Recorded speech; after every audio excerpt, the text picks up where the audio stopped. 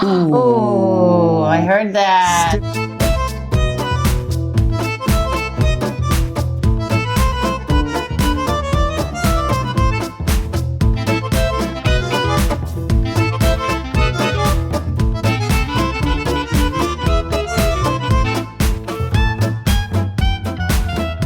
So we have Hallie here and her dog Stewie. Stewie has a very interesting breed because a lot of people don't know this breed. Tell us about the breed. So he is a Coton de Tulear. Say that one more time slower. Coton de Tulear, and people say they look like a Havanese, from Madagascar. They were bred to be like royal dogs, so they would just sit on like royalty, kings and queens laps. And we have a friend who had one, and we just fell in love with the breed. So they weren't bred to be killer guard dogs? No, they're just loving, police or sweet. Your Navy SEAL dogs? No?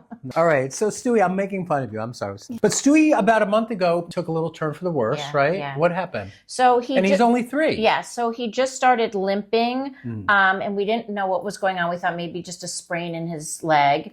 But then it went on, so we took him to the vet. And do you remember which leg that was? This was the, I believe it was the front left. Front left, okay. Front left. And we took him to the vet. They didn't really know what was going on other than then they gave us some Tylenol type medication. Then we noticed him back leg and front leg and having trouble getting up and just really being not himself, not playing with his brother Wags, not wanting to get up, just kind of lazy. The gait was just And that's not appropriate for a 3-year-old, right? So that we might see that more with the senior dog, where they just kind of feel like sleeping all day or not really engaging. But usually a 3-year-old, they are hypervigilant about wanting to take in their room, their family, and everything.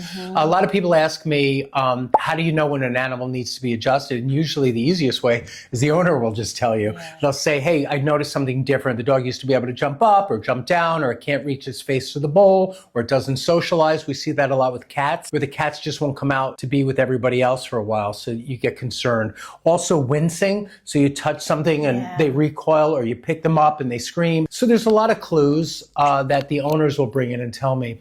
If you haven't yet, please subscribe to our channel, hit the thumbs up or the like button, and leave a comment. If you've ever seen this breed before, tell us you have. If you haven't, say that's a new one to me. But now let's get started. You're gonna laugh at me, but I always ask for consent. Yes. Can I work with you today? Stewie, do you think I could work with you? What do you think about that? Ask your mom. Is it okay? Is it okay? Yes. All right, I know that's ridiculous, but if you go through any of my videos, you'll see I ask horses, I ask turkeys, chickens, geese, rats, anything I'm adjusting. Can I work with you a little bit today? Work with you today. Is it okay if we work together today? But the reason why is I also feel like it gets me in a place where I have to kind of humble myself. I'm coming into their zone and they might be in pain today, and I just want to give them a chance to take me in. Plus, I don't know, I was doing it for almost a year before I even knew I was doing it until someone texted me and goes, you always ask permission. So that's what I do. Is the panting just for nerves? He's nervous? So he's probably panting because even though you said that he feels, more calm than you expected, this is still pretty freaky. He's on this high wire act and he's with me and he's wondering what the hell's going to go on next. But you're going to hold the front. Sometimes it's good just to hold around the collar. Yeah, because it gives you a little grip. Okay. And the first thing I want to do is check range of motion of the neck. So I'm going to bring his neck up. That's a little stiff. I'd like to see it come up more to 90. Let's try it again and bringing it up. And you just leave your hands on him the whole time. And that should sweep all the way up to 90 or even past 90 with a young dog. So he might have some neck tension. Let's bring the nose down. All mammals have 7 bones in their neck, except the manatee and the sloth. So they have 7 bones in the neck. We have 7 bones. Giraffes have 7 bones. Mice have 7 bones. We differ in the thoracic. So, Stu, you have 13 here. We have 12. Cats also have 13, but horses have 18. There's a test on Friday. Please pay attention. And then this area, dogs have 7. We have 5. Horses have 6, typically, depending on the breed. And now we're going to bring her head up. Okay, so now let's do right lateral flexion. Again, a little stiffer than I want to see for a young dog. So I'm going to start doing some adjustments. First, I'm going to pull down on the right atlas. You're going to flick it. Then I'm going to come in and do 2 like that. Give him a second. Take a breath, Stewie. Boy. And then you're going to see an immediate change in his neck extension. You ready? Yes. Here we go. There you go. So it's sweeped up like it wanted past 90 degrees. So his nose is looking straight up. So next time there's an eclipse, if you're wearing your glasses, you're allowed to look. Okay, now we're gonna come down the neck. So that feels a lot better. Let's see if that even helps. Yeah, so you got left lateral flexion. Right is not great. There's another thing to adjust, which is C5 on the right. There it goes. So let's bring him back over here to the middle, and I'm gonna sweep his head, and it comes all the way around. Good. So now we're in the upper thoracic area. On horses, we call this the withers, but we also call it the withers on dogs. You'll see some references to withers on dogs.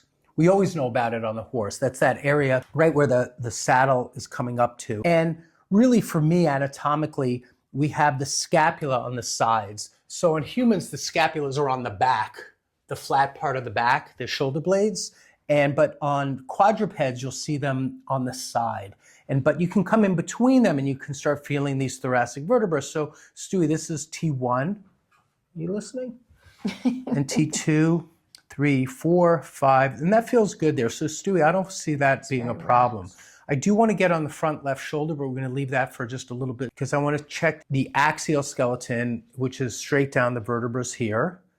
And now I'm in some of this area.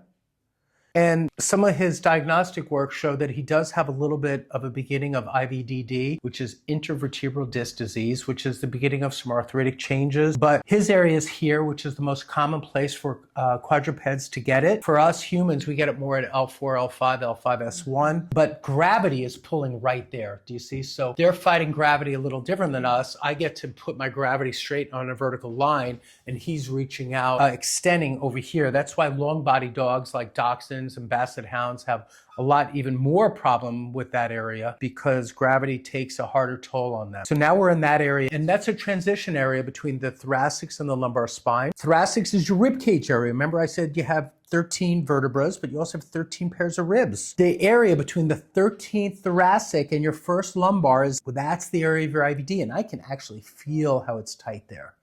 So I'm going to lift this up. Now you're going to hold his chest. You're going to put your big hand under there. I'm going to lift him up.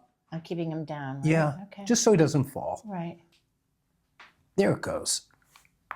Oh, I heard that. Stewie, that was a big pop. I heard a pop. All right, good job, Stewie.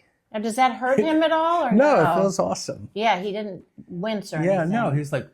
Yeah. Good. So you're holding his chest, so he doesn't fall. There's another little one. Another one. All right, let's check this leg. We're going to bring the leg up. We're going to bring it out. We're going to bring it forward. Little cracks. You can hear all those little cracks. The other thing when he didn't want to stretch as much when he was tail. hurting. Yeah. So he's getting a little workover today. Getting a workover. Good. The kneecaps feel good. The kneecaps can subluxate or misalign quite a bit. They can jump their little track on these smaller dogs, especially. I'm checking the ribs. And okay, good.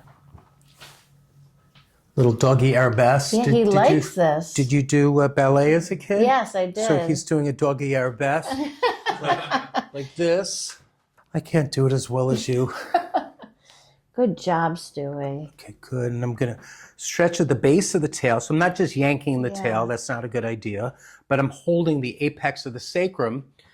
And then I'm snugged up against it. And there we go. Oh. Little release.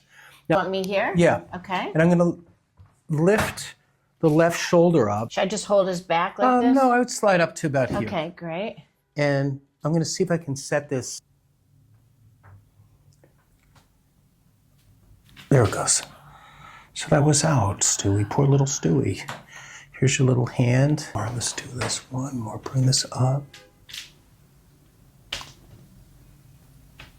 Good. Let's do this side. Good. Good job, Stewie. He's giving it to me. Yeah. Good, got it. Okay, turn him towards you one more time. Good job, Stewie. I think he's good. We're going to put him on the mat, and we're going to see if he shakes out. So shaking out is really good. Yeah. And it's kind of a parasympathetic nervous reset. Yeah. So we have two parts of our nervous system. This is testable material, by the way, on Friday. The sympathetic nervous system is our fight, flight, and fright. Our hypervigilance, our five senses. And our parasympathetic system is healing, repair. And we want him to just like shake it out and see if he's integrating what we just did. And don't touch him yet. See if he does a shake. He might not give us that thing we need. Give him a second. You never seen him shake. So he might not be a shaker. No, I've never seen him shake. Seen him. Yeah. All right, we're not getting a shake. but the back feels, it looks better. I mean, it's Yeah, feels better for you? Yeah, it released a lot too. There was that big old release, that big crack. So is this something And he's putting weight down on the left now, which is Yes. nice. He might need anher treatment. So Yeah. licking your butthole is not the same as a parasympathetic I did that shake. last night too, so it's does No, it's okay. There's the shake. We Oh just- yes, we got it. Oh yes, Doc. The shake. It was a delay. He needed it. And you didn't expect the shake. Why you knew it was going to happen? I knew it should happen. Yeah. Look how happy he is. He had the What does shake. it do? It just Yeah. lets it. So dogs will go like, and that's my impersonation of it. And horses go, they lick and chew. I saw that in your video. yes. That's licking Yeah. and chewing. Yeah. Or sometimes they go, Yeah. but dogs are more, shaking. But that's good. That was a good little reset. All right, so this is the deal. Like, you might want to come back in a week or two because just like humans usually need more than one treatment. Like, think about it. Like, if someone's limping with sciatic pain, I'm not saying that you had that, but that needs more than one treatment, right? Anyway, you might think about coming back, but you're a young guy. And you do have a little bit of IBDD, which is intervertebral disc disease, which is the beginning of some arthritic changes in your lower middle back or upper lower back. Coming a couple of times a year would be great for you, like 4 times a year. You come once a quarter, Q1, Q2, Q3. I know you're a finance guy, so I thought I would throw it to you that way. And that's it. And then if you have like any turn for the worse, like let's say you're in a dog park and you come out limping, tell your mom, like, call that chiro guy. I see a resemblance, actually. We do look a lot I alike. think a long-lost brother. Yes, he has more hair than me. Yes. But anything else you want to talk? Oh. Okay, you did great today. You're such a sweet boy. If you like what you saw today, please leave Stewie a comment. Maybe you've seen this breed before, maybe you haven't, but Stewie's such a great guy, and he answers and reads all his comments, so please check in with him. Please like and subscribe. It really helps the channel. Or send this to somebody you know and love. Watch the video as many times as you can. Thanks, everyone.